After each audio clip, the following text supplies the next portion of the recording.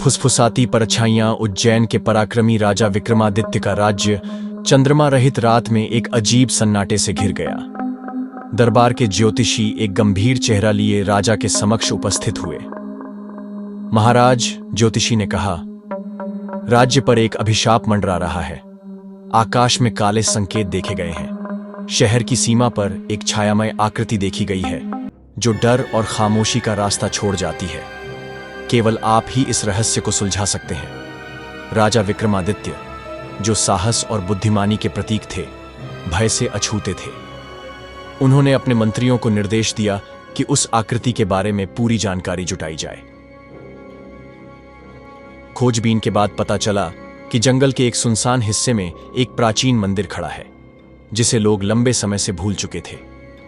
गांव वालों का कहना था कि उस जगह को एक भूतनी ने घेर रखा है जो यात्रियों को अपने जाल में फंसा लेती है।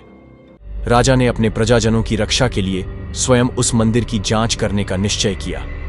उन्होंने अपनी काली कवच धारण की, अपनी चमचमाती तलवार ली और अपने घोड़े पर सवार हो गए। उनके प्रिय मित्र और बुद्धिमान कवि कालिदास ने उनके साथ जाने की जिद की। जंगल में प्रवेश करते ही अजीब सी शांति छा गई। पेड़ पहरेदारों की तरह खड़े थे और उनके शाखाएं विचित्र आकृतियां बना रही थीं। हवा में सड़ांध की दुर्गंध थी।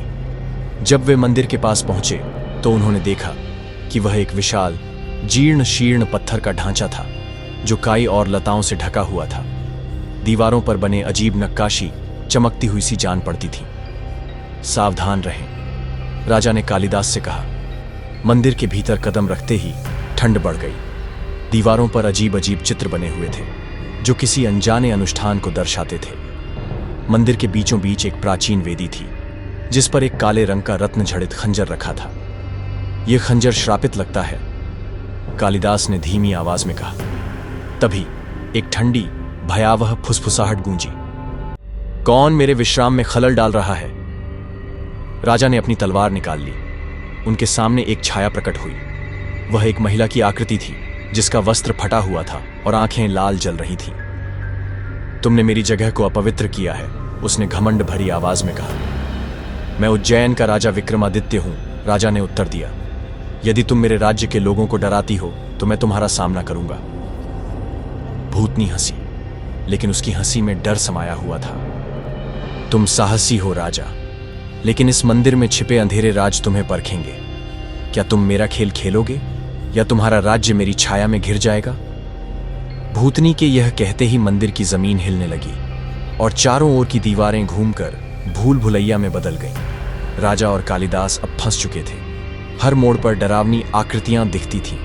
हड्डियों से सजी दीवारें, अपने आप चलती परछाइयां और किसी अदृश्य शक्ति की फुसफुसाहट। महाराज, कालिदास ने कहा, यह कोई साधारण आत्मा नहीं है। यह किसी अंधेरी शक्ति से बंधी हुई है। हमें इसका कमजोर बिंदु खोजना होगा। चलते चलते वे एक कमरे में पहुंचे जहां प्राचीन ग्रंथ और वस्तुएं रखी थीं। एक ग्रंथ में लिखा था कि यह भूतनी उस खंजर से बंधी हुई है जो वेदी पर रखा है।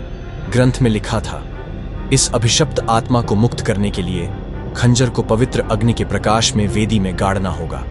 लेकिन सावधान रहो, क्योंकि आत्मा प्रयास करने वालों को परखेगी। राजा विक्रमादित्य ने योजना बनाई और लौटने का निर्णय लिया।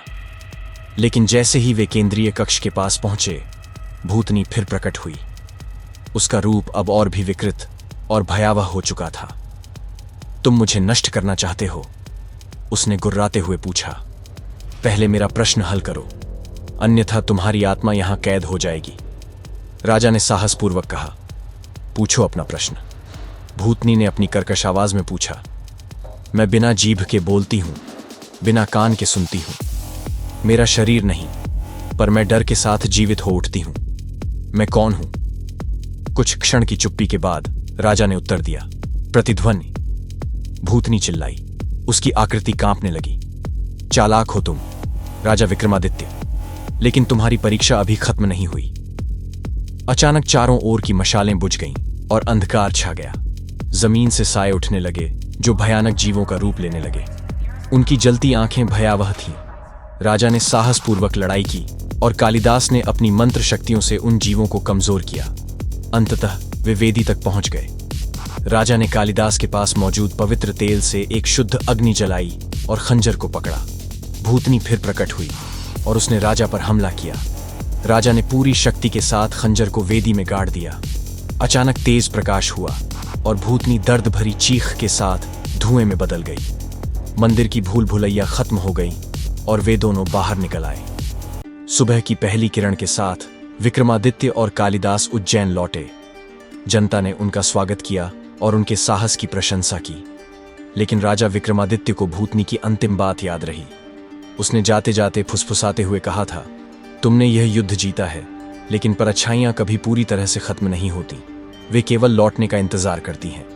और इस चेतावनी के साथ राजा ने अपनी तलवार को हमेशा अपने पास रखने का संकल्प लिया, क्योंकि वे जानते थे कि अंधेरे की फुसफुसाहट कभी भी लौट सकती है।